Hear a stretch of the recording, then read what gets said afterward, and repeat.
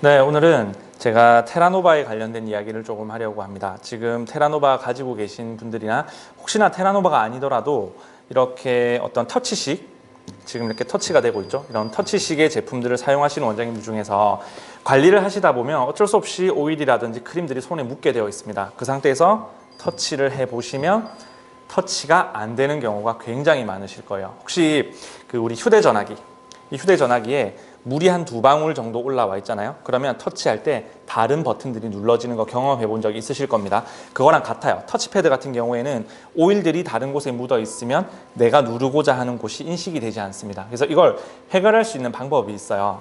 굉장히 간단합니다. 이렇게 크린랩, 우리 음식 쌀 때 쓰는 랩 있죠? 랩을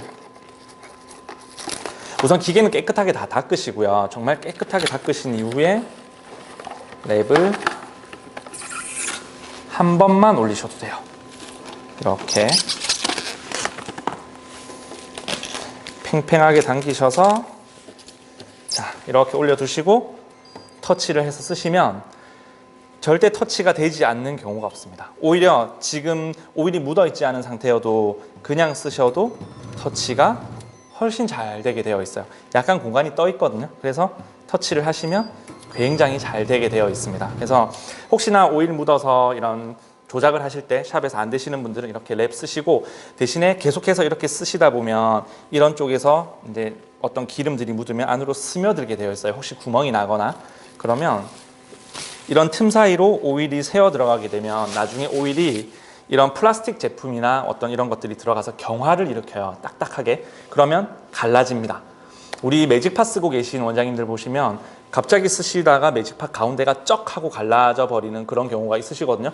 그게 대부분 이런 식으로 오일들이 스며들어서 일어나는 그런 현상들입니다. 그래서 기계를 좀 오래 쓰시려고 하신다면 이렇게 관리를 좀 철저하게 하시고, 그리고 지금 샵에 있는 이런 테라노바를 한번 열어보십시오. 안에 보시면 이렇게 거름망이 들어있거든요.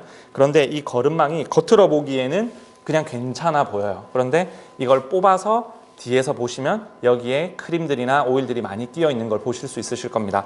이게 계속 누적이 되어서 호수에 방치가 되어버리면 고장의 원인이 돼요. 그래서 항상 꺼내서 청소를 좀 자주 해주시고, 도자들 같은 경우에는 청소를 언제든 좀 깨끗하게 많이 해주셔야 오래 쓰실 수 있고, 기계 같은 경우에도 주변에 오일들이 묻었으면 잘 닦아내시는, 그렇게 해서 좀 사용을 하시면 되게 오래 쓰실 수 있으실 거예요. 그런데 대부분 원장님들께서 그냥 막 쓰시고, 특히 오일은 녹이 쓰는 부분이 아니다 보니까 그냥 괜찮겠지 하고 지나가시거든요.